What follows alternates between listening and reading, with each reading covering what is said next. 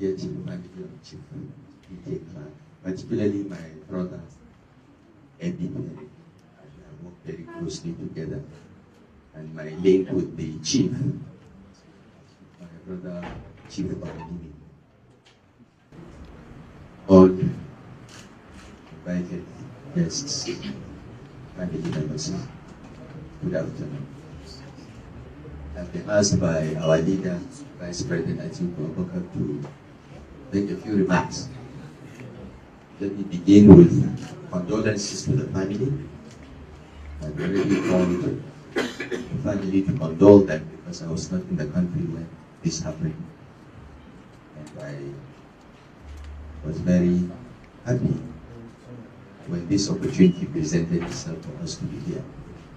Chief E.K. Clark was not just an Ijaw leader or Niger Delta leader, he was a father to all of us. I first met him when I returned from exile at the time President Jonathan was acting president. And all persons of goodwill were looking for solutions to stabilize the country. And Chief Olamide called me and I came to the house, we had discussions, and by the grace of God, the country was stabilized. But today, we can only celebrate the contributions of Chief E.K. Clark. Those of us old enough knew when he was the federal commissioner then, as minister these days, when he was Minister of Education, based on what he did at the state level as state commissioner. He's a distinguished Nigerian who fought for justice for everyone.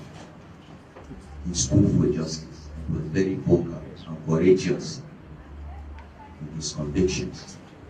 He never keeps quiet whenever he sees injustice anywhere. And injustice to one is injustice to all, as far as Chief Clark was concerned.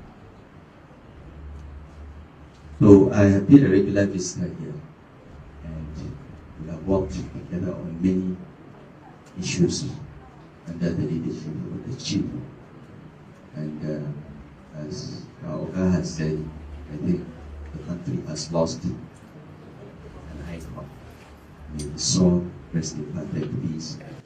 May the Almighty God bless all that he has left behind. May his legacies continue, and may all the seeds that he has planted grow and blossom through the greatness of Nigeria. It's quite touching to hear that the last words the chief said was, "I love Nigeria, our Nigeria." I think that is a message that everyone in Nigeria should hear. For those that want to see Nigeria break up or engage in ending violence along ethnic or religious lines.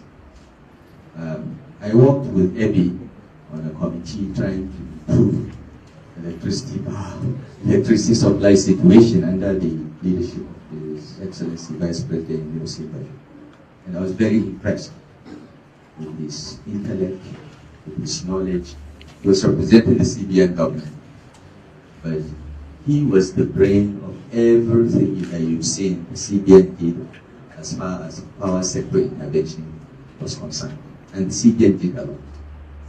It's easy to discredit the CBN, particularly what Emefiele did, because he did other things that we didn't like. In fact, I took them to court because of the currency redesign. So we were not the best of friends at the time. But we should also recognize when someone has done something good. And some of the interventions of the Central Bank of Nigeria, I must admit, you saved the electricity sector in this country. And Ebi Perry was at the thick of it. So even if the only contribution of Chief E.K. Clark was to give us Ebi for that critical period, I think Nigeria should be grateful to him. I think everyone, no one can dispute that we, as a country, our democracy, our nation are in great danger. And all people of goodwill need to come together to ensure that we have a leadership that will make this country better for everyone, not just for a few. And I think the legacy of DK Clark and the work that he has done should remind us all of the importance of being courageous, standing up for justice, and risking everything for Nigeria. I've been working on a project to write about the legacies of our 6 living former presidents of Nigeria. Nigeria is very lucky. We are the only country in the world with 6 former presidents still alive, still active. And I thought we are not making the best use of their experiences as well as their mistakes. So from January last year, I started research and I reached all the former presidents. And we're working on publishing this book by the grace of God by the middle of next year, because it requires doing several years of research, but then also interviewing the former presidents and asking them some difficult questions. One of the questions I was going to ask President Babangida was June 12. He has answered it yesterday. But there are more I want to ask him when the time comes. And I'm happy to say that all the former presidents have agreed to the project. They think it's important. Because we tend to forget what good things our leaders have done, but only remember 1 or 2 of their mistakes. And taking Babangida as an example, people don't realize that the 3 largest banks in Nigeria today did not exist before Babangida. It was Babangida that licensed Guarantee Trust, licensed Access, and Zenith Bank. These are the 3 largest banks in Nigeria. They didn't exist before Babangida came, but nobody gives him credit. So these books that we want to write are to tease out some of this. Nobody gives Vice President Atiku Abubakar the credit for leading the economic policy making under the Obasanjo administration. Many of the things that we did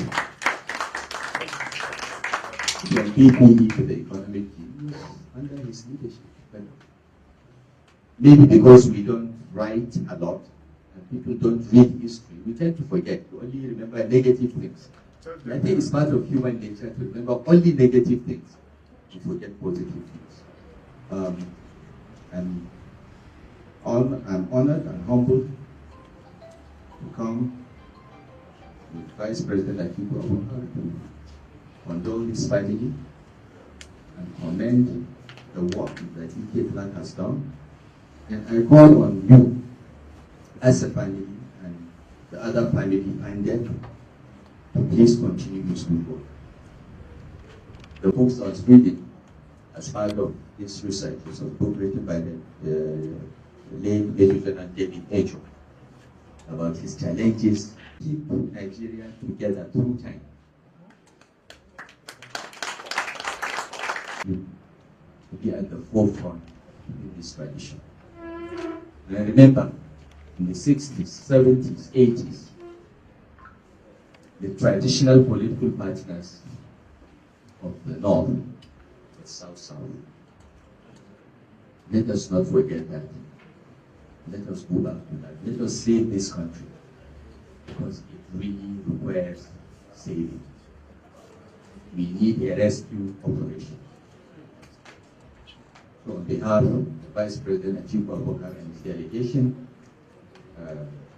Chiman Adamawa, Honorable Mabu, Wazir Makarfi, everyone, I've forgotten my elder brother, Adamweno.